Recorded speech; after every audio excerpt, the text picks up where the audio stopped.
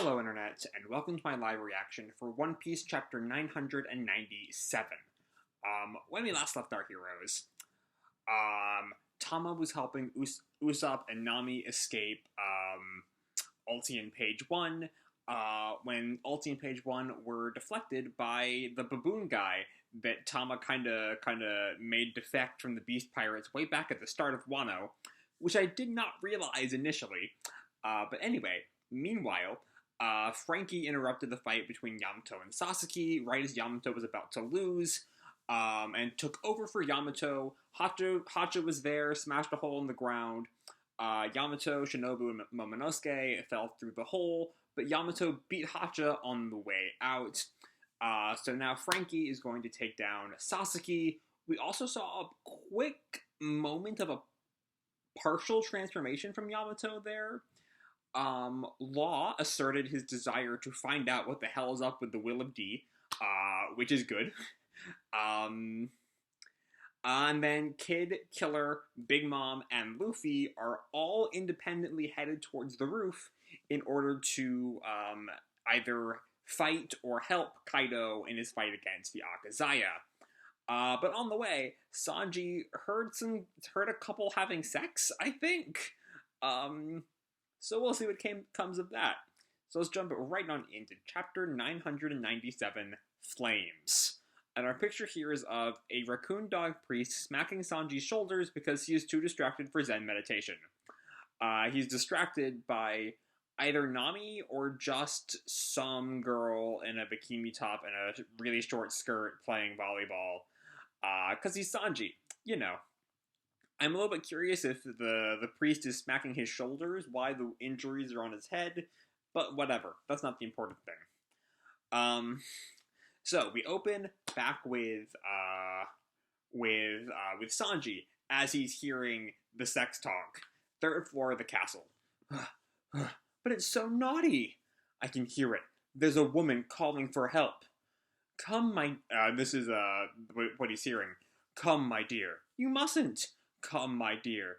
Please stop, my lord. It's so naughty. The fact she has the heart is a little bit confusing there. That's the famous sexual harassment technique of the land of samurai. Is that a thing? The powerful man tugs on the sash of the helpless woman, and with each spin, she's not just losing part of the cloth that covers her body, she's losing herself. And Sanji, ever the gentleman, hang on, I'm coming to save you now. Interestingly, an important thing to note, though, is that this is just the same few lines repeating. Even from last chapter, she says, it's so naughty twice. Come, my dear is twice. I think it's also, it's so naughty was also how the last chapter ended. It really is just the same few lines over and over again, which is very suspicious, especially if the enemy has studied up on Sanji. Which, given the scene with Queen looking over Zoro and Sanji's wanted posters a few chapters ago, they maybe have. This might be a trap just to get Sanji. Anyway, come my, and then Sanji kicks in the window, the door, kind of paper wall thing of like a traditional Japanese buildings. I don't know what it's called. Either way, he kicks it in. Don't you dare get away from her! And he falls straight into a spider web. Which could not be a more on-the-nose image of a trap if they tried. Oof. Huh? Naughty! And we see the man is this big kind of Oni-looking dude who's, pulling on the sash. What is this? A spider web? Naughty, naughty! She's still spinning. Hey, stop that! And we see, and I'm pretty sure that's Black Maria. She's a little small to be Black Maria. But that's my best guess. Naughty trap! And the Oni and the woman both kick Sanji. Oof! I'm glad Sanji's getting a little bit of a comeuppance for his overwhelming... Well, no, because this isn't really caused by his horniness. It's caused by his chivalry, I guess. Anyway, we see Sanji's kind of bloodied up, and the two of them both just smile at Sanji's injury. He hits the ground, now fully tied up in the spider web. And the two of them look over him. Another would-be hero with impure motives. Damn it, it was a trap. Blackleg Sanji from the Straw Hat crew. Oh, a bounty of 330 million berries. You're big time. You're big time. Interestingly enough, the woman here who now has these two big horns and long black hair, where she previously had a lighter colored hair, she has this line about impure motives, which I mean that was my impression at the end of last chapter. But given that he specifically says that he's doing this to save her, I mean maybe he's just lying and he's really there to see her be naked. But I'm gonna take Sanji at his word because I want to. Um, uh, and so she's kind of wrong, but maybe she's just saying shit to get on his nerves. Anyway, Sanji yells out, "Untie me right now and I'll let you go. I'm in a hurry." Oh, how scary. He's trying to threaten us. And there's Black Maria, still with her pipe, just like leaning down on him. What a bore. You want to turn our banquet hall into a battlefield? Well, I happen to have a soft spot for boys with rough edges. What do you say? Do you like me too? Are we gonna lean into like a Sanji versus Black Maria fight? Because I think Sanji still has never actually fought a woman. Um, so that might be, he has to like break through his chivalry, break through his whole seeing women as something to be protected, um, to fight Black Maria. And Sanji retorts back, "Boy, don't insult me. Untie me. You want the truth? The truth is, I love you." Oh, okay. We'll see. We'll see how honest that is. I think Sanji might be playing a game here, but also it's Sanji, so I might be setting my expectations too high. Eek. Is either Black Maria or I think actually the light haired woman and the long black haired woman are two different people. Judging by this panel of Black Maria, I think I see them both there. But I think it's one of them who makes that eek. Anyway, elsewhere on the third floor, back with what Sanji is supposed to be doing. Luffy calls back to Jinbei. "Where did Sanji go?" "I don't know. He rushed off with a ferocious look in his eyes." And then we see two more headliners for the Beast Pirates here to block Luffy and Jinbei. Mizerka with the Gorilla Smile fruit, a woman who it's not quite as good as Hamlet. But I'm going to try to describe this. Her arms are like going backwards and a bit above the elbow fade away into a gorilla that's just behind her. It's really fucking weird. And then we have Poker, who has... It looks like the snake, he has no legs, and the snake is like comes up one leg and then comes out the other leg, and then he also has another part of the snake behind him. Is really fucking weird, like all the best headliners are. "Master Poker, the Straw Hats are headed your way." And Mizerka calls up to her gorilla, who I guess is named Gorishiro. "Gorishiro, stop dropping banana bits on me." And Poker says, "Well, we already let Kid get past." Oh, I read that as let the Kid get past. I'm a little bit confused. We already let Kid get past. "But look at Straw Hat. He's worth 1.5 billion. That'll more than make up for failing earlier." Are they going to like turn him in for the bounty? Because I feel like if they try to turn in Luffy for the bounty, they'll get caught too. Poker's next line is, "I can already see my promotion to Toby Ropo. Not bad, not bad."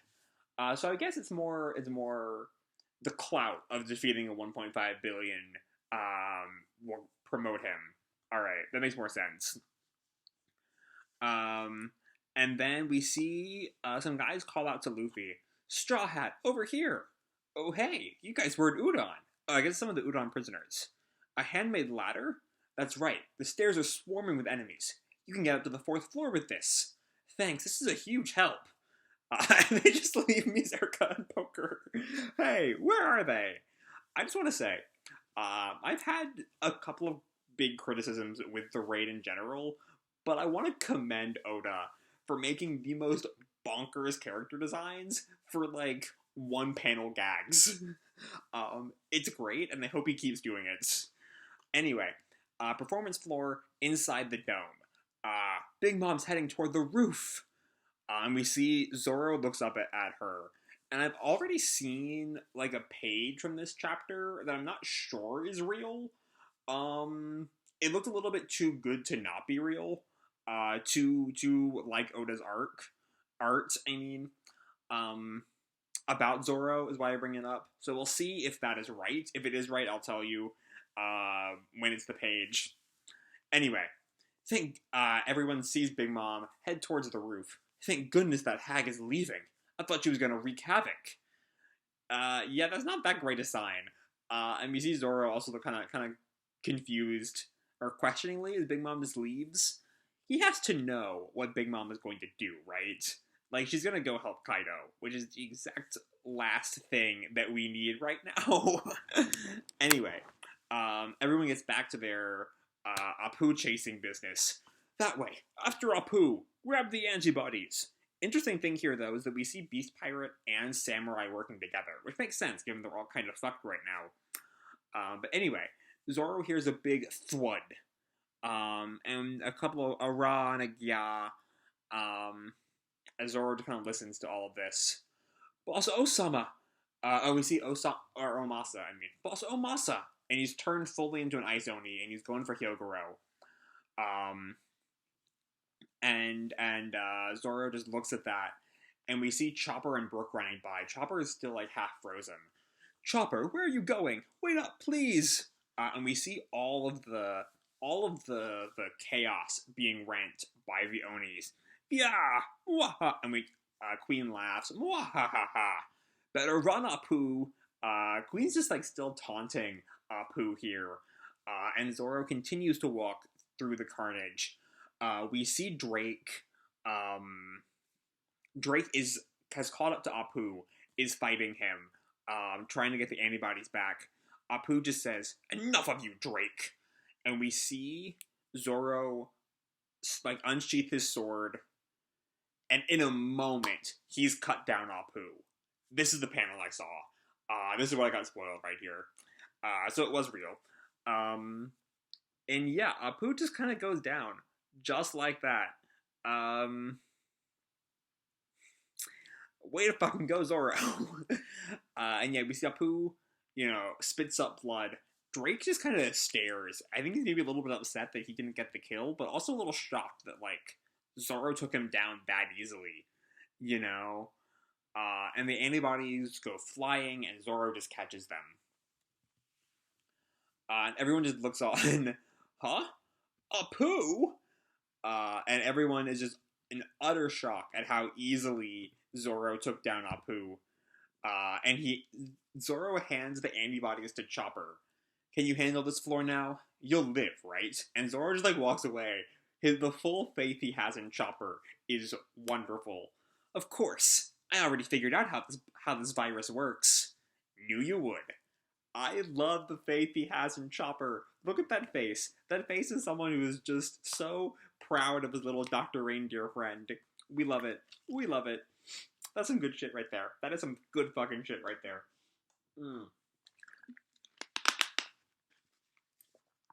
And Chopper calls out to the crowd. Listen up, everybody. Use fire on the Ice Oni. This virus is fused with a gas that chills the body. Just look at me. Once you stop the chilling of your body, the virus won't reproduce. I'll make enough antibodies for everybody. Okay, so it looks like the fire... Because when I first read that line right there about the use fire, I'm like, what was the point of the antibody if fire just works? But it looks like fire just kind of stops the spread. It doesn't actually heal. So it's just kind of a long-term, pause kind of thing. I'm a doctor. I'll save everyone, friend or foe. And even the Beast Pirates are kind of just, like, stunned listening to him. So hang in there. Don't fall victim to a heartless creep like him. And we see Queen is not big on this. I'll show you, you little raccoon. And you, Apoo. Pathetic. I'll blast you both to And then his machine gun just gets split in half by Zoro's fucking sword beam. What the? And Zoro calls up to him, "What is this stupid game about? I didn't come all the way to this island to waste time on a bunch of nonsense." So yeah, we see Zoro is just not having time for any of this. They say Kaido's the toughest guy in the world, so I'm here to slice him into pieces. And we see everyone just like runs from Zoro. Yeah! Whoa, what's going on? His fury. Oh no, I think like. Oh, okay. So he's actually like in his, I guess with some kind of hockey, is just like shaking the ground or like making a crater or something. I'm not entirely sure. His fury caused an earthquake. I can't stay on my feet. Is it hockey? The color of the Supreme King? And Brooke comes up to him. "What have you done? You beastly man!" So yeah. Zoro has some good fucking shit. Color of the Supreme King is what kind of hockey was that? Was that the Commander's one? The really, really rare one? I don't remember exactly. It's been a while since we really even talked about hockey at all. And then Zoro turns to him. "You know I didn't do this." And then I think, is that Izo? Or that might be Robin. I think it's Robin. "I know how you feel, Zoro. I saw it too. I saw what fell through the hole in the ceiling. That was Okiku's arm." Oh, okay. So what that was actually Kiku's arm fell. Which means is this scene going on concurrent to the Kaido fight scene like 5 chapters ago? Or however long ago Kiku lost her arm? Because I'm not sure. Unless Kiku's arm fell onto the roof and then got blasted into the hole later. I don't know. So yeah, Kiku's arm hits the ground, and that's what caused this huge shake. Which means how big was Kiku's arm to do that? I mean, sure, it has a lot of armor, but still. Zoro looks up. "We got a late start. I wish I could just fly right up there, but neither route will be that simple." And we see he's focused on King and Queen. And then Marco arrives. "Straw Hats, Marco the Phoenix. Yep, that's me. You guys are the real muscle. What are you doing stuck on this floor? Need my help with anything?" So that's how he's gonna fly up there. There's good old Marco. I do love there is no subtlety here. I wish I could just fly right up there, and then Marco shows up. Okay. Meanwhile, with the Tama gang, Nami looks around. "What's this shaking about?" And Tama, "I'm scared. I mean, I'm not scared. Woof." And back with Luffy and Jinbei. "Is it an earthquake, Jinbei? It's an odd island, but..." Hold on. Is this all still from Kiku's arm? Because there's the whole thing with the shaking over with Kiku's arm. And then Marco shows up, and then we go back to other places who are also dealing with the shaking? Is this all from Kiku's arm dropping? How? What? It's just one arm. Okay, and we see, it's felt all over Onigashima. The island is shaking. Help, this has never happened before. We see in the submarine, with the Heart Pirates, "We can't surface right now. Gotta move away from Onigashima for the moment." Why are they all still there, though? Like, shouldn't they have come up with law? Maybe? I don't remember exactly. But they do seem to still be there, because we see them in the ship. Well, that's not good. Now we can't join the fight. And Black Maria just looks up. So impatient. And Hyokuro looks around. Is the island sinking? We see Kid is also frustrated now. So there's something here going on that's more than Kiku's arm. Definitely. Something that Black Maria knows about. Something that was supposed to happen and is happening sooner than expected, maybe? She says so impatient. That's what points me down that track. Then we move to the port area outside the dome. Ah! And it's the Yamato gang. And Yamato tells them, "Your life is the top priority, Momonosuke. Let's get on a ship and move away from the island." Oh! And then he looks down, and he's at the port. And the water is gone. There are no Animal Kingdom ships. What? There's no sea. Huh? What does that mean? I was too late. There's no escape to sea anymore. That's what this shaking is about. And Momo asks him, "What is happening, Yamato?" Dragons fly through the air by creating something called flame clouds, meaning Kaido sent Onigashima itself aloft. He's going to move the entire island to the flower capital. Okay. What? And Momo and Shinobu can understandably, what? And Kaido walks over to I guess the defeated, question mark, Akazaya? Are you satisfied yet? Kozuki is finished. Wano, or more accurately, New Onigashima, will become a pirate stronghold. Let us begin the world of violence. Next chapter hits December 13th. Okay. There's a lot here. And it flows together a lot better than the last few chapters. Like, this is still technically an overview chapter just for all the different groups we check in on, but it feels a lot more unified than the last two have been. Like, there's still some things that don't have a whole lot to do with anything else, specifically Sanji and his scene with Black Maria's gang. That's really just there to get him out of the way for the moment, and maybe have him fight Black Maria, maybe? Question mark? Please let Sanji not just be his normal chivalry bullshit. Please, Oda, let Sanji do something cool and, not vaguely sexist. Please. And then they have these great new gag headliners, who are just there to be ignored, which I love. But after that, everything does kind of connect with the floating island. Even if the first part doesn't really seem like that, as we see Zoro finish off Apoo and the Onis, or get the cure for the Oni virus. And there's a part of me that's a little disappointed into just how quick Apoo goes down, But, it gets the job done.